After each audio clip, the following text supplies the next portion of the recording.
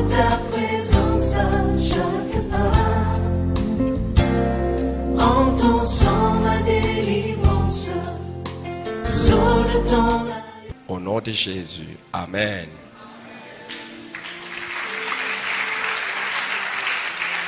Merci Seigneur.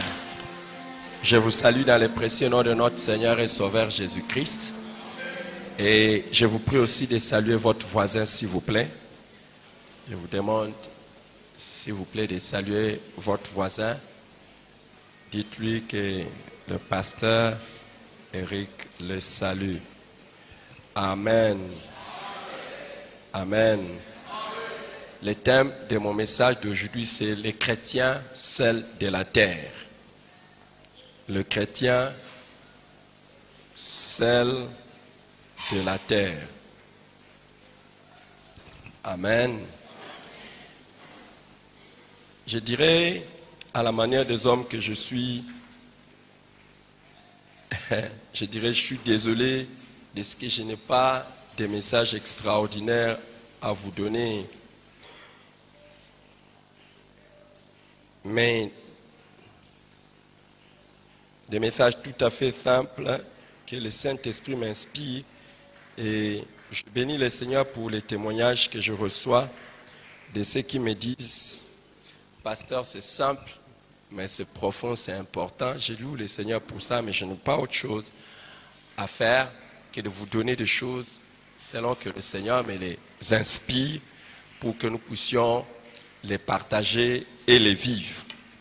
Dans Matthieu chapitre 5, au verset 13, Matthieu chapitre 5, verset 13, Jésus dit à ses disciples: vous êtes les sels de la terre. Mais si le sel perd sa saveur, avec quoi la lui rendra-t-on? Il ne sert plus qu'à être jeté dehors et foulé aux pieds par les hommes. C'est parmi les premiers enseignements que Jésus-Christ donne à ses disciples. C'est immédiatement après ce que nous appelons le sermon sur la montagne, où c'est dans les sermons sur la montagne, mais après les béatitudes, quand il parle des bonheurs qui suivent ceux qui sont avec Dieu. Et ici, immédiatement, il leur parle. Enlevez cet écho, s'il vous plaît. Merci Seigneur. Ok. Alors ici, il leur dit: vous êtes les sels de la terre. Il y a une première remarque que j'aimerais que nous puissions dire. Il ne leur parle pas de quelque chose qu'ils vont devenir, mais de quelque chose qu'ils sont déjà. Il ne leur parle pas de quelque chose d'avenir, mais il leur parle de quelque chose de présent. Donc, le chrétien n'est pas destiné à être sel de la terre, mais le chrétien est déjà sel de la terre.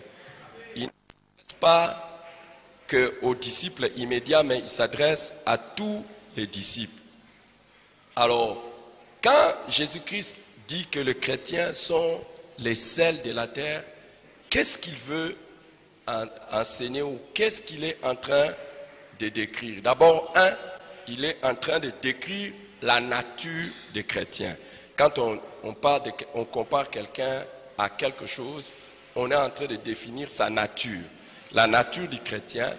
Mais ce n'est pas seulement la nature du chrétien qu'il met en évidence, mais il met aussi les potentiels du chrétien. Potentiel du chrétien, c'est-à-dire qu'est-ce que le chrétien est capable de faire. Mais en dehors du potentiel du chrétien, il met aussi en lumière la vocation, ou c'est à quoi est destiné un chrétien.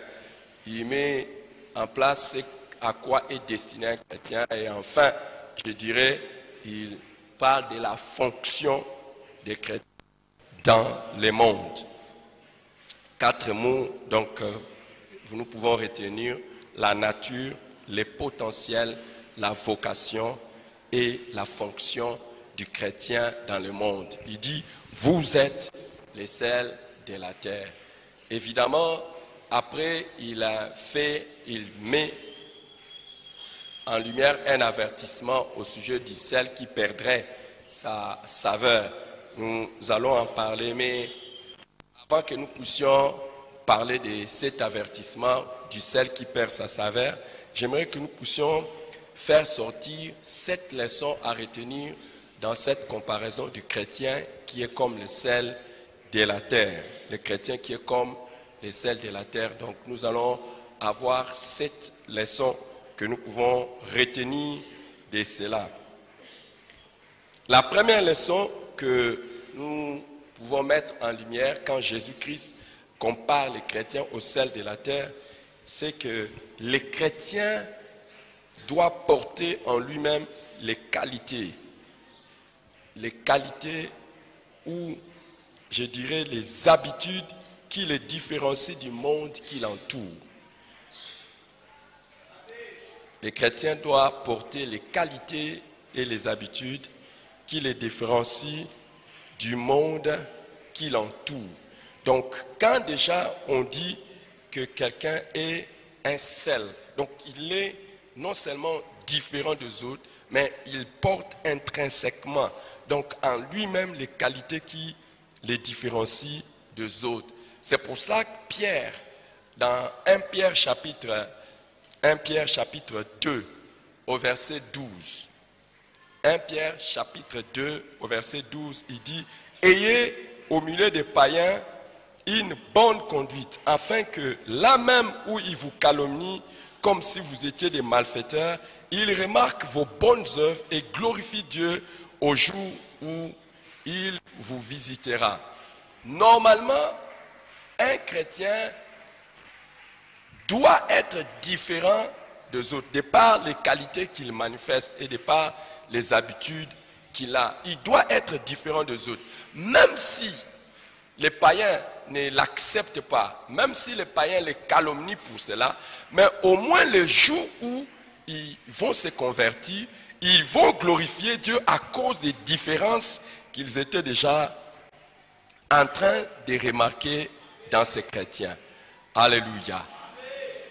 Il n'est pas normal qu'un chrétien soit exactement comme les païens. Il doit y avoir une différence. C'est la raison pour laquelle Jésus avait dit, vous êtes dans le monde, mais vous n'êtes pas du monde. Ça, c'est dans Jean chapitre 17. Vous êtes dans le monde, vous n'êtes pas du monde. Et il n'a pas dit il dit, Père, je te prie de ne pas les ôter, mais de les préserver. Donc, normalement, un chrétien devrait être différent. Si il n'y a pas une différence dans votre vie, il n'y a pas une différence dans ma vie, il n'y a pas une différence entre moi et les autres, c'est que je ne suis plus ce que je devais être. Chacun devrait noter la différence entre lui et les autres. Et les autres également doivent noter la différence qu'il y a entre eux et nous, les chrétiens. Tant qu'il n'y en a pas, c'est que nous sommes à côté de notre identité. Il y a quelque chose qui ne va pas. Les chrétiens ne peuvent pas être identifiés au nom aux païens. Il ne peut pas. On ne peut pas vous identifier aux païens. Il doit y avoir toujours la différence. C'est pour ça que dès le début, Jésus dit, vous êtes le sel de la terre. Partout où vous vous retrouvez, on doit noter la différence entre vous et les autres. Amen. Et si, je croyais que tu allais donner un meilleur amen. S'il n'y a pas cette différence, il y a un, ça ne va pas. La deuxième des choses, la deuxième leçon que nous voulons retenir de cette image du sel de la terre, c'est que le chrétien est une personne importante. Le chrétien est une personne importante et utile pour la transformation du monde. Le chrétien est une personne importante et utile pour la transformation du monde. Le sel a une grande valeur. C'est là la raison pour laquelle il est utilisé, il se retrouve dans toutes les maisons. Mais c'est aussi quelque chose qui a été utilisé dans beaucoup d'endroits comme objet d'échange ou de valeur.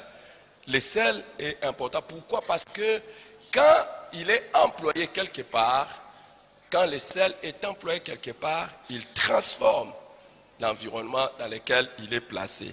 Et les gens les recherchent à cet effet-là. Alors, nous également les chrétiens, nous sommes des personnes très importantes et utiles entre les mains de Dieu pour la transformation de ce monde. Quand il dit « vous êtes les sels de la terre », c'est que Dieu veut passer par nous pour changer le monde. Amen. J'aurais voulu que quelqu'un répète après moi, Dieu veut passer par moi pour changer le monde. Est-ce que c'est la vérité? Est-ce que c'est la vérité? Est-ce que tu le connais? Que Dieu veut passer par toi pour changer le monde. Amen. Dieu veut passer par toi pour changer le monde. Dans Jean chapitre 15. Jean chapitre 15, verset 16. Jésus dit, ce n'est pas vous qui m'avez choisi, mais moi. Je vous ai choisi et je vous ai établi, afin que vous alliez et que vous portiez du fruit et que votre fruit demeure, afin que ce que vous demanderez au Père en mon nom, il vous le donne. Donc, Dieu, en nous appelant, en nous sauvant, avait un objectif.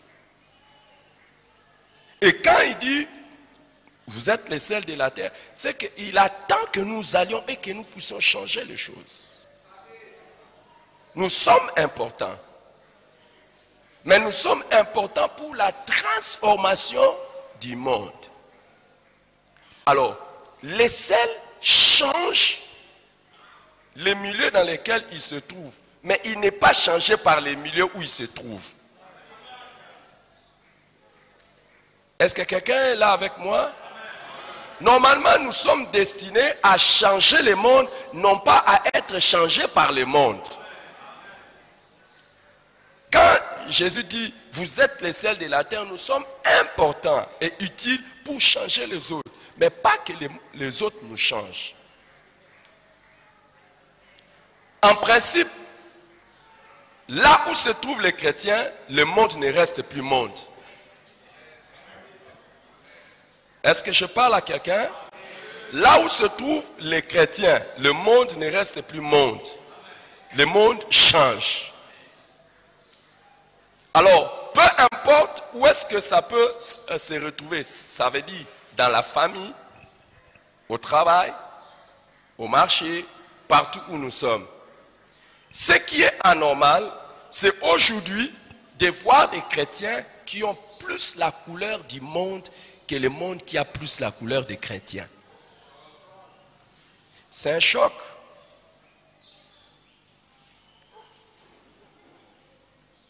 Et il n'est pas normal que les chrétiens se retrouvent quelque part et qu'ils prennent maintenant la couleur ou la saveur du milieu dans lequel ils se trouvent.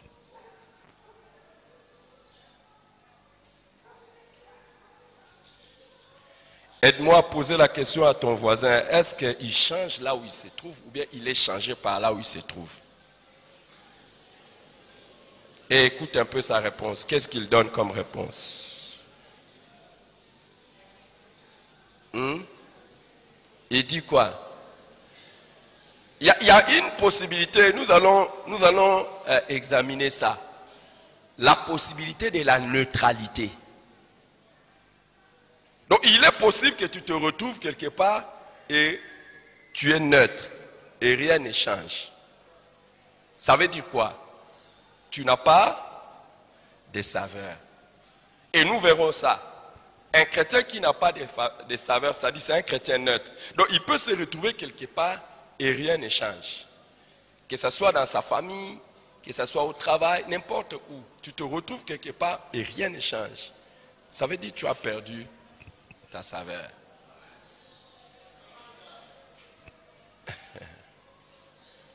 Ce que je veux vous dire, le Seigneur est en train d'enseigner ceci. Si une personne est vraiment sauvée de vrai et qu'il joue vraiment son rôle comme il faut, la première personne qui est sauvée dans une famille, c'est le salut de cette famille. Parce que cette famille va être influencée.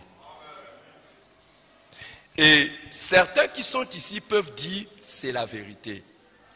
Tel était converti dans la famille et nous tous, nous avons commencé à nous convertir. D'autres peuvent dire, tel, quand je me suis converti, les autres ont commencé à se convertir. Mais ce n'est pas normal que tu sois converti dans ta famille et que rien ne change. Et qu'il y ait un converti dans une famille et rien ne change.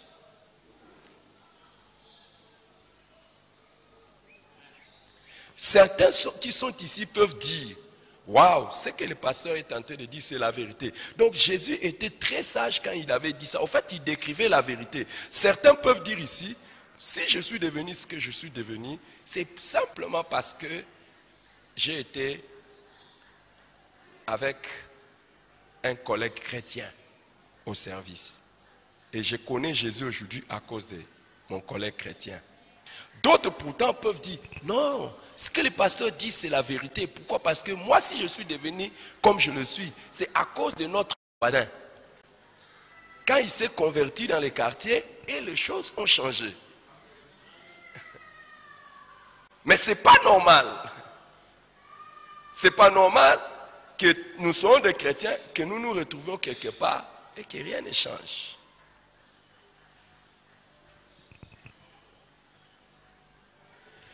Je suis désolé de ce que ce n'est pas le message que tu attendais. C'est pour ça que, conjugué aussi avec le froid qu'il fait, tu as presque comme l'impression que tu vas dormir. Bon sommeil. Dis à ton voisin, bon sommeil. Waouh.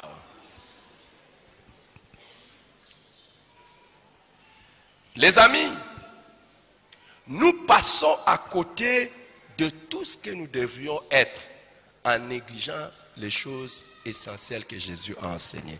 J'espère que tu ne vas pas dormir. J'espère que tu prends cet enseignement au sérieux. Et qu'à partir d'aujourd'hui, tu vas décider à être utile entre les mains de Dieu pour changer les autres. Amen. Amen. La deuxième leçon que je voudrais que nous puissions tirer ensemble à partir de cette image du chrétien seul de la terre, c'est que le chrétien est destiné à pénétrer toute la masse de l'humanité pour les transformer. Le chrétien est destiné à pénétrer toute la masse de l'humanité pour les transformer. Le sel n'est pas destiné à rester dans son élément. Le sel est destiné à aller vers un autre élément pour transformer cela. Les chrétiens ne sont pas, ou nous ne sommes pas destinés à rester entre nous.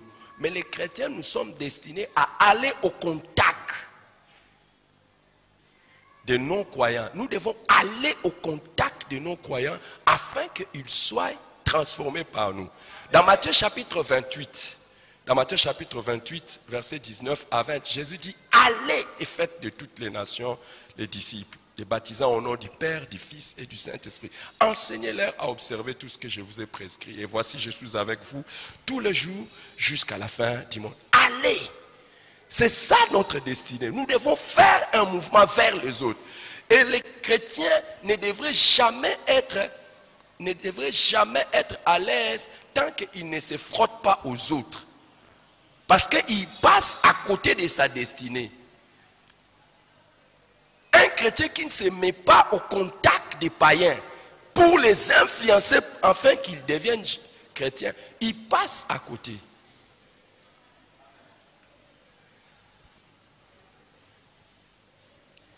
À quoi serviras-tu si tu n'es pas destiné à être au contact avec les autres afin de les transformer? Je ne sais pas si j'enseigne à quelqu'un. Est-ce que quelqu'un est enseigné? Est-ce que quelqu'un apprend même une nouvelle chose ce matin? Qui est en train d'apprendre quelque chose de nouveau? Rester seul, rester recroquevillé à toi-même, rester dans ton élément, ce n'est pas ce à quoi tu es destiné. Amen.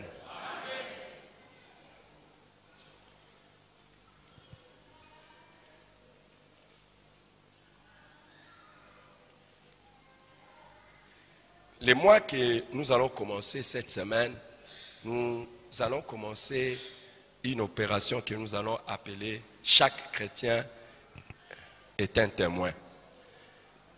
C'est ce que nous allons commencer, une opération que nous allons appeler « Chaque témoin est un chrétien ». Alors, à la fin, je vais faire les recrutements des volontaires qui veulent commencer ces mouvements avec nous. Chaque chrétien est un témoin. Nous allons faire une opération. Nous allons commencer avec ceux qui veulent.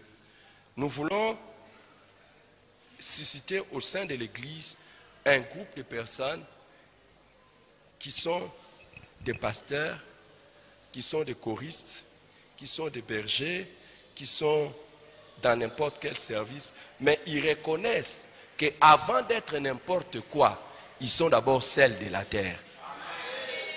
Et qu'ils veulent influencer les autres. Enfin, je parle des païens, je ne parle pas de nous les chrétiens. Je parle des païens, afin que les païens viennent à Jésus. Amen. Amen. Et c'est ce que nous voulons faire. Les chrétiens, c'est à ça que... Allez, faites de toutes les nations les disciples. Les chrétiens ne peuvent pas être contents ou ne peuvent pas se suffire ou se satisfaire lorsqu'ils ne se frottent pas aux païens pour les amener à Jésus.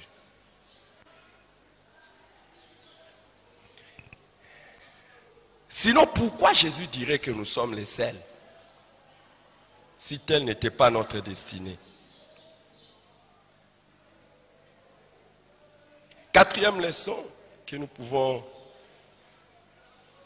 tirer de cette image du sel, c'est que le chrétien est destiné à exercer une sainte influence.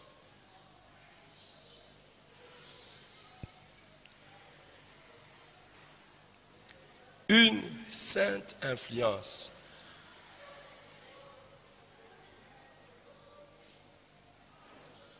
Tout chrétien est normalement appelé à avoir un impact positif dans la vie des autres.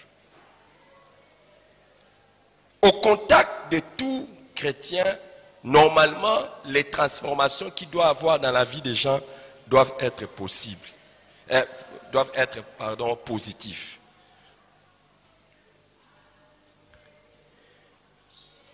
Si les gens qui sont au contact d'un chrétien ne connaissent pas une transformation positive, il y a quelque chose qui ne va pas. Dans Actes des Apôtres chapitre 8, à partir du verset 4, Actes des Apôtres chapitre 8, à partir du verset 4, on nous dit: ceux qui avaient été dispersés allaient de lieu en lieu, annonçant la bonne nouvelle de la parole. Philippe étant descendu dans une ville de Samarie, il prêcha le Christ. Les foules tout entières étaient attentives à ce que disait Philippe lorsqu'elles apprirent et virent les miracles qu'il faisait. Car des esprits impurs sortirent de plusieurs démoniaques en poussant de grands cris, et beaucoup de paralytiques et de boiteux furent guéris. Et il y eut grande joie dans cette ville. J'ai commencé à partir du verset 4 au verset 8. Vous voyez, normalement, quand un chrétien arrive quelque part, il y a des transformations positives qui commencent à se faire. Les gens qui étaient captifs de Satan sont libérés. Amen. Amen. Oh, amen. Oh, amen. Je vais ouvrir une parenthèse et vous donner un conseil d'amis. Vous voyez, pendant une prédication comme ceci, si je vous vois seulement somnoler un peu, je commence à voir que vous n'êtes pas organisé, parce que vous êtes venu pas bien organisé au culte, ça c'est de 1. Et de 2, vous êtes en train de montrer que ce qu'on enseigne là, ça ne vous intéresse pas. Et de 3, vous montrez que vous n'avez pas de respect pour moi. Oui. Alors, si les choses que je suis en train de dire ne vous intéressent pas, je vous dis la vérité, votre vie chrétienne est malade. Je vous dis. Et si vous n'êtes pas aussi bien organisé pour gagner le maximum quand vous venez à des réunions comme ça, je ne sais pas dans votre vie vous irez en avant comment.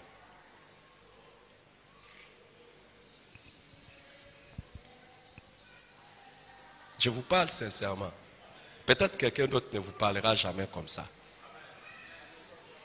Yeah. Et il y a des choses, tu les négliges, néglige-les. De toute façon, ce qui sort, ce n'est pas moi qui vous ai amené ici, c'est Dieu qui nous a amenés tous ici. Et quand je vous dis des choses comme ça, ce sont les choses par lesquelles nous serons jugés. Hein? D'accord. J'aimerais que tu veilles sur toi-même comme j'ai fait un effort pour veiller sur moi-même. Il doit y avoir à ton contact de l'impact positif. Les gens qui sont captifs de Satan, les gens qui sont ils abandonnent le péché, ils viennent à Jésus et leurs vies sont transformées positivement. Et quand il n'y a pas d'impact, c'est qu'il y a eu un ça ne va pas. Dans Actes chapitre 17, verset 5, on nous dit, on parle des apôtres, on dit les gens qui ont bouleversé le monde. Je prie pour que quelqu'un ait la grâce de bouleverser l'environnement dans lequel il se trouve. Acte 17, 5, on dit les gens qui ont bouleversé le monde. Et ils étaient dans la terreur parce qu'on dit les gens qui ont bouleversé le monde sont venus ici.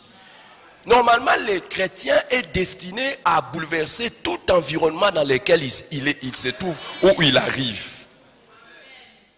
Lorsque rien n'est bouleversé, il y a quelque chose qui ne va pas avec toi ou avec moi.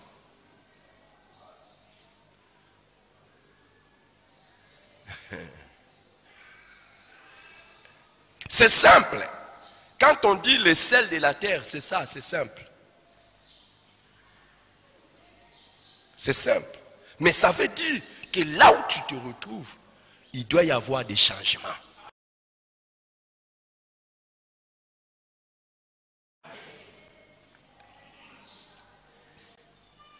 Cinquième leçon.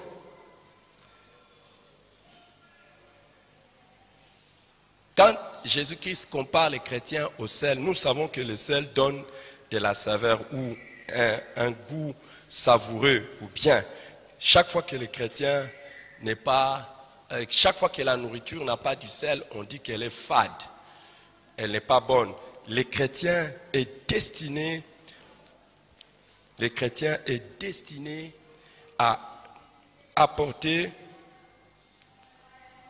le goût dans la vie de ceux qui sont impactés par lui.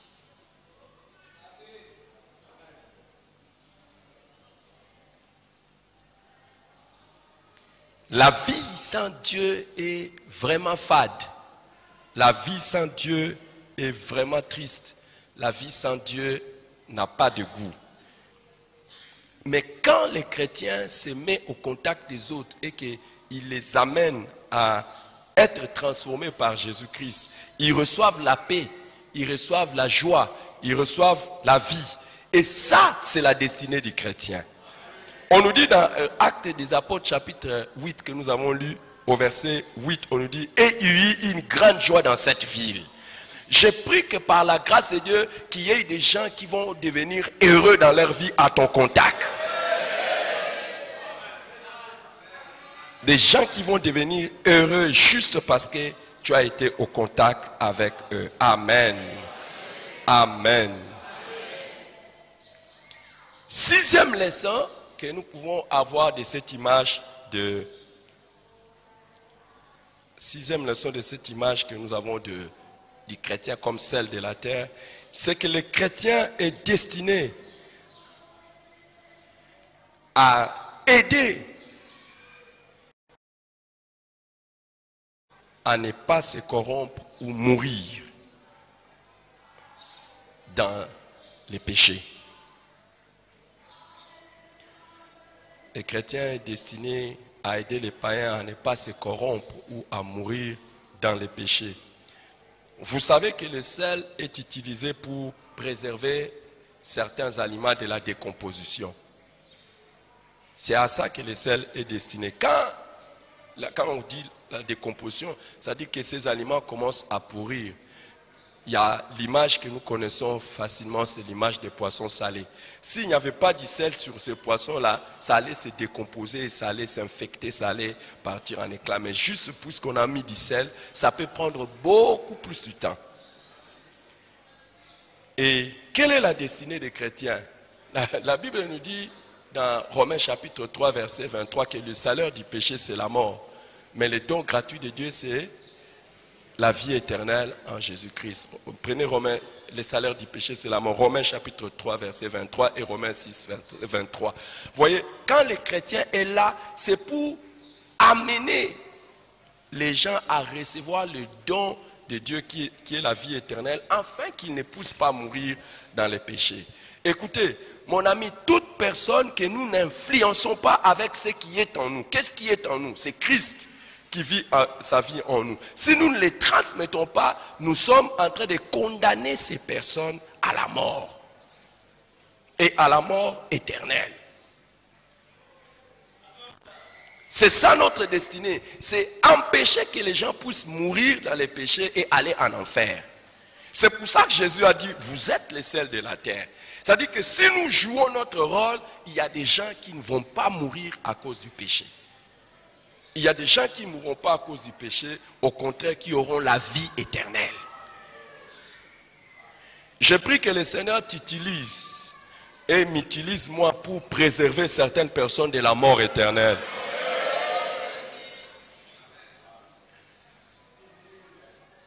La 7e et dernière leçon avant de faire des avertissements que nous avons de la part du Seigneur, la 7e leçon, c'est que les chrétiens jouent son rôle de transformation des païens partout où ils se trouvent à leur contact. Partout où ils se trouvent à leur contact. Les chrétiens jouent ce rôle de transformation des païens partout où ils se trouvent à leur contact. Les amis, partout où le ciel est au contact avec, que ce soit de l'eau, la nourriture, le ciel joue son rôle. Les chrétiens n'ont pas un endroit spécifique où il doit évangéliser. Les chrétiens doivent évangéliser partout. Donc partout et chaque fois que tu es au contact avec un non-croyant, c'est ton occasion, c'est ton opportunité, c'est ta destinée pour que tu influences ces gens-là. Ça veut dire quoi? Les chrétiens doivent évangéliser à la maison, au travail, où c'est dans les transports en commun. La petite histoire, je vais vous dire qu'est-ce qui m'a aidé moi à me convertir. Si aujourd'hui je suis devenu votre pasteur, c'est à cause du courage d'un frère qui a commencé le travail dans un taxi. Au fait, j'étais dans un taxi, je pense que j'allais à l'école et que je commis l'erreur. Et c'est la meilleure erreur de ma vie. J'ai commis la meilleure erreur de ma vie de lui poser simplement la question s'il était le grand frère de quelqu'un parce qu'il ressemblait à un ami. Je dis, tel que je vous vois, j'ai un ami tel. Est-ce que vous êtes son grand frère? Hey, je l'avais provoqué. C'était toute mon erreur pour qu'il puisse me... D'abord, il était tellement sage qu'il ne m'a pas dit non. Il a commencé d'abord par me poser des questions sur moi. Toi, c'est qui? J'ai donné le nom. Et il m'a demandé, tu habites où? Je ne pouvais pas dire, ne pas donner là où j'habite, parce qu'imaginez que tu demandes à quelqu'un s'il est le grand frère de quelqu'un et tu refuses de lui. Or, il était déjà en train de recueillir toutes les informations me concernant. Il a eu toutes les informations me concernant. C'est après qu'il me dit, non, tu t'es trompé, je ne suis pas le grand frère de tel. Et il a commencé maintenant à m'inviter à une réunion de prière. C'est la fameuse réunion où je suis allé être sauvé. Imaginez maintenant combien de personnes avec qui nous sommes en taxi. qu'on aurait pu sauver, mais qu'on n'a pas sauvé.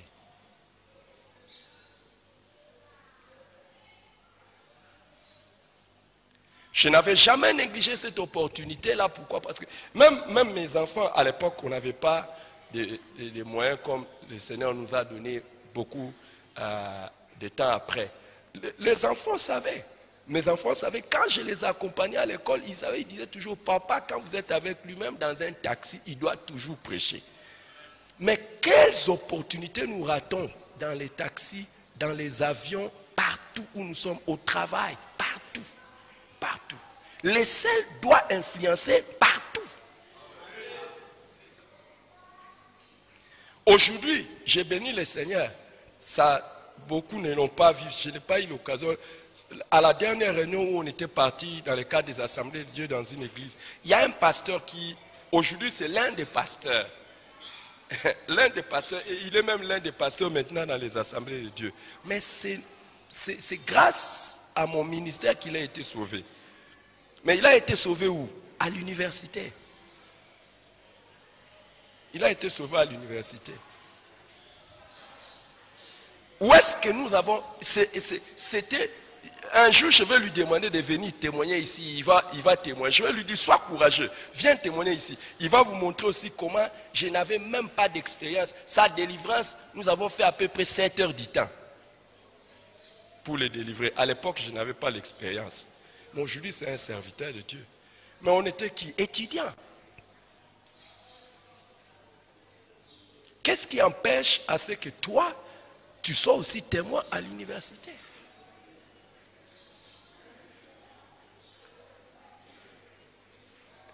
Il y a un homme, je crois que vous connaissez, Papa Pouloulou, que j'ai gagné au Seigneur. Je l'ai gagné où?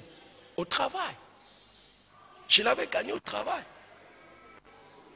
Je l'ai gagné au travail. Les 2 ans seulement que j'ai eu à travailler, je l'ai gagné au travail. Aujourd'hui, il a même demandé à sa famille. Il était longtemps, de loin âgé que moi, parce qu'il est parti. Il était mort, mais il a été baptisé ici. Il a été baptisé ici. C'était un collègue de service. Jusqu'à ce qu'il a même demandé que ce soit moi qui puisse l'enterrer. Et je suis allé pour l'enterrer. Mais je l'avais connu, je n'étais pas pasteur. Je n'étais pas pasteur. Quand je lui ai annoncé l'évangile au travail, je n'étais pas pasteur. Et je n'avais même pas les rêves de devenir pasteur. Il avait une blague qu'il faisait, je ne sais pas si vous vous souvenez, quand il est devenu membre de l'église et qu'il s'est converti, il ne s'était pas converti le même jour. Il s'est converti, j'ai commencé à lui prêcher depuis. Il avait même une blague qu'il disait à ceux qui sont ici, il disait, vous tous là, si moi je m'étais converti avant, j'allais avoir les meilleurs postes que vous. Il disait ça ici, non? Il disait parce que moi il a commencé à me prêcher depuis. Quand il est devenu membre ici, il me disait, si j'étais converti avant, j'allais même être responsable à l'église. Mais c'est ça. Pourquoi tu n'as pas l'influence au travail, à l'université? Pourquoi? Le sel n'est pas sel à l'église. Le sel n'est pas très utile quand il se retrouve dans les bols avec les autres sels. Quand tu te retrouves dans les bols avec les autres, en quoi tu es très important? En quoi on ne peut pas mesurer ta valeur quand tu te retrouves avec nous. On mesure la teneur de ta saveur lorsque tu es au contact avec les autres. Alors arrête de nous dire que tu es un bon chrétien au milieu de nous. Montre-nous que tu es un bon chrétien lorsque tu es au contact avec les autres. Et que les autres n'arrivent pas à t'influencer négativement. Au contraire, c'est toi qui les influences positivement.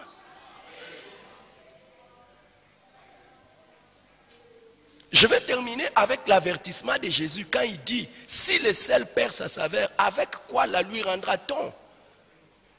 Écoutez, Jésus est en train de supposer la perte de la saveur du sel. C'est que c'est possible. C'est que c'est possible.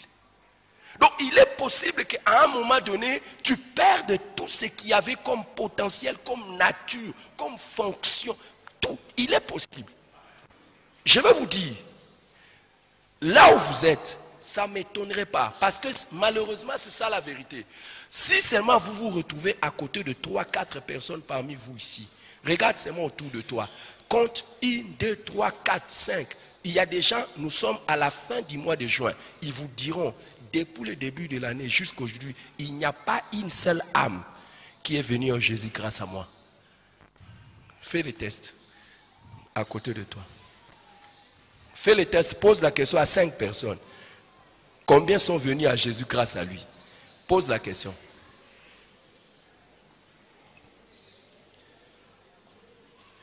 Pose seulement la question. Ah, vous ne voulez pas poser la question? Vous ne voulez pas poser la question? Combien à ton contact ont été transformés? Je viendrai avec les messages. Je sais les messages qui vont vous mettre debout. Quand vous allez vous lever et dire Amen, je reçois, je scelle ça. Vous venez sceller. Il n'y a personne qui est venu sceller cette parole. Parce que vous n'êtes pas les sels de la terre.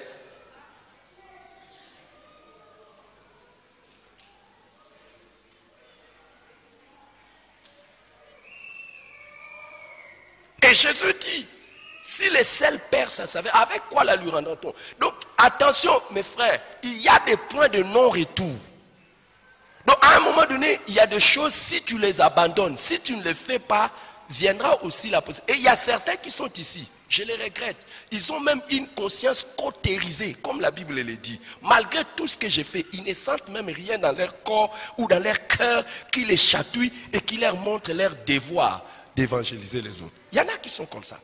Et je vous dis, on va terminer ces cultes, ils vont sortir, il ne va rien avoir comme changement dans leur attitude. C'est fini. Mais je vais vous dire, parmi ceux qui vont réagir comme ça, il y en a qui autrefois avaient une influence, mais ils ont perdu ça. Oui. Qui autrefois on pouvait dire ce sont des bons chrétiens. On ne pouvait pas les ignorer là où ils se trouvent. On ne pouvait pas. Au travail, tout le monde savait que c'est un chrétien. Aujourd'hui, c'est lui-même que l'on commence à redouter qu'il ne soit pas un chrétien.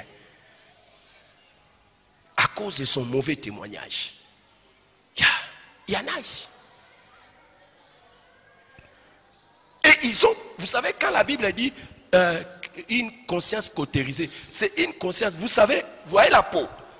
Quand vous brûlez ici, il y a certaines parties qui deviennent insensibles. Il y en a qui sont comme ça, qui deviennent insensibles. Vous pouvez prêcher comme vous voulez. Ils ont perdu la saveur. Ils ont perdu la saveur. Et écoutez, il n'a pas dit, oh non, non, non, non, non, il n'a pas dit non, non, non, vous les nouveaux convertis, vous êtes les sels de la terre. Il a dit à ses disciples, ce n'est pas le fait que tu es traîné dans la foi que tu ne dois plus être les sels de la terre. C'est pas parce que tu as passé trop de temps que l'évangélisation n'est plus ta responsabilité. Au contraire, tu développes encore plus de capacités, plus d'habileté pour toucher les autres. C'est pas possible. Au fur et à mesure, les gens ne te voient plus comme un chrétien, ils te voient comme un païen. C'est pas normal.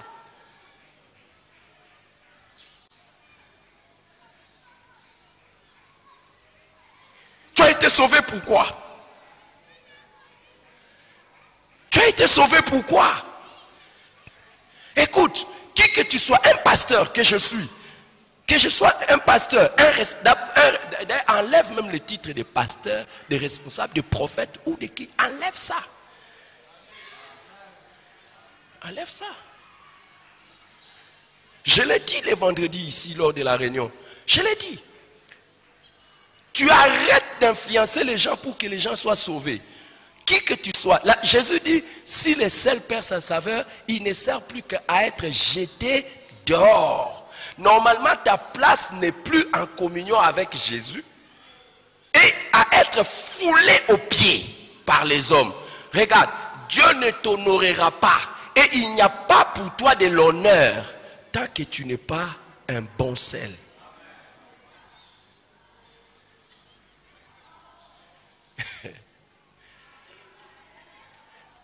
Je l'ai dit le vendredi, j'étais allé prêcher à une conférence de pasteurs, je leur ai dit, écoutez, enlevez, qu'on t'appelle même pas révérend, qu'on t'appelle même pas homme de Dieu, qu'on t'appelle même pas responsable à l'église.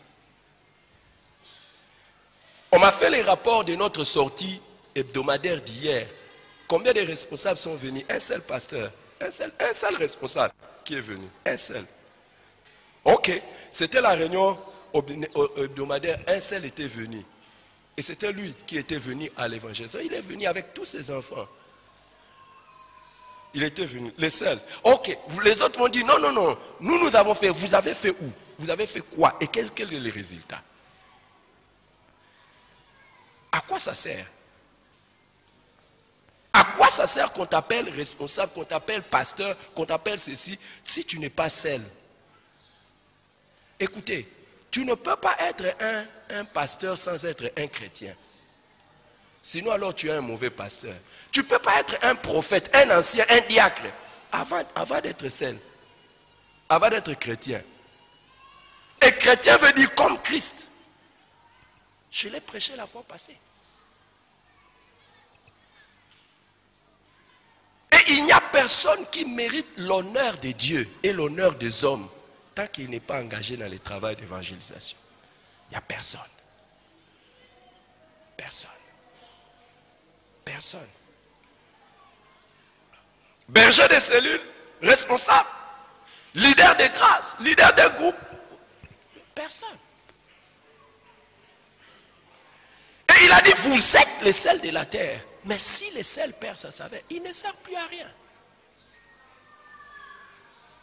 Chaque chrétien, normal, il n'a pas distingué, il n'a pas dit vous qui êtes appelés au ministère. Il a dit vous êtes. Il n'a pas dit vous qui avez des titres de pasteur, vous êtes. Et c'est ça, c'est la raison pour laquelle vous allez voir le jour où nous allons entrer au ciel, beaucoup vont être honteux devant Jésus. Beaucoup vont être honteux. Beaucoup vont être honteux. Je suis triste, il m'a écrit qu'il sera là au désert. Je suis triste de le dire. Certaines personnes qui sont en train de recevoir Jésus-Christ. Et moi, il y a quelques semaines ici, 3 semaines, j'ai aidé un garçon à recevoir Jésus-Christ dans mon bureau. Vous savez pourquoi? Parce que ce garçon est membre de cette église. Mais il est membre de cette église, mais il était païen. Ça vous étonne? Non, que ça vous étonne encore plus. Il est membre de cette église, affermi ici, baptisé ici, mais païen. Mais pourquoi? Il est passé dans les mains des formateurs qui ne sont pas des sels de la terre. Donc quelqu'un a pris ce garçon, il lui a donné même la formation, il lui donne même les 7 leçons de la formation, il lui donne même les enseignements des baptêmes, on le plonge dans l'eau, il est païen. Pourquoi? Il se tape la poitrine, nous, on va se retrouver à la fin. Nous qui? Les formateurs. Vous êtes formateurs de quoi? Avant de faire quoi que ce soit, soyez d'abord les sels de la terre. Des choristes, vous êtes choristes, d'accord. Choristes, vous êtes qui?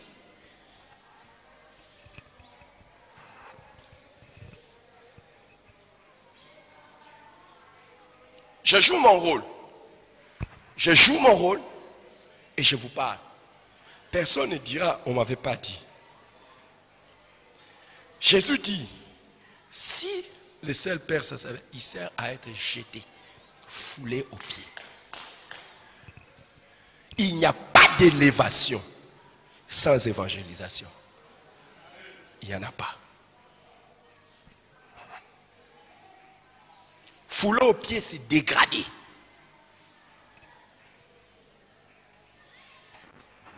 Et priez pour nous. Nous ne voulons pas des pasteurs, des diacres, des anciens, des responsables, des leaders, des ouvriers dans cette église qui n'ont aucun impact pour les salut des autres. Priez pour ça, s'il vous plaît.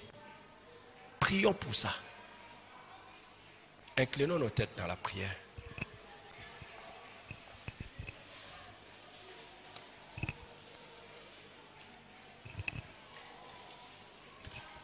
Père, Père, au nom de Jésus, Père, au nom de Jésus, aide-nous. Chacun prie pour lui-même.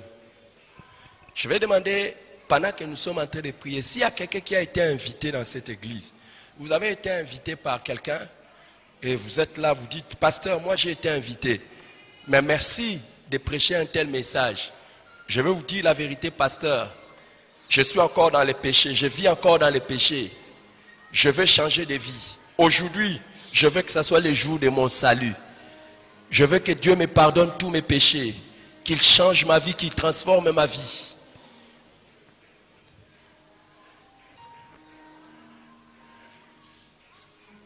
Si tu es là, peut-être que tu es seul ici dans cette assemblée à avoir besoin d'être sauvé, à avoir besoin de changer de vie, d'abandonner les péchés. Si tu es là, lève la main, nous allons prier pour toi. Tu as besoin de Jésus comme ton Seigneur, ton Sauveur. Lève la main là où tu es. Est-ce qu'il y a quelqu'un qui est là? Je promène les regards dans toute l'assemblée pour voir s'il y a une personne. Y a-t-il une personne? En mon cœur, j'ai choisi de suivre Jésus-Christ. En mon cœur, j'ai choisi de suivre Jésus. En mon cœur, j'ai choisi de suivre Jésus-Christ. Oui, pour toujours. Oui, pour Père Céleste, toujours. Si quelqu'un a une prière à faire, c'est le moment de faire la prière. Ô Père, merci Seigneur.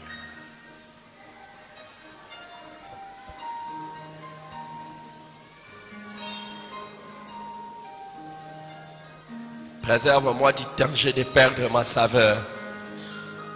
Ô Père. Alléluia, Jésus. Père éternel, nous te prions. Au nom puissant de Jésus. Merci Seigneur. Saint-Esprit, poursuit ton œuvre dans le cœur de chacun. Au nom de Jésus. Amen. Par ton sang, vers toi j'avance. Saint de ta puissance. Fort de ta présence à chaque pas. En ton sang ma délivrance. Sceau de ton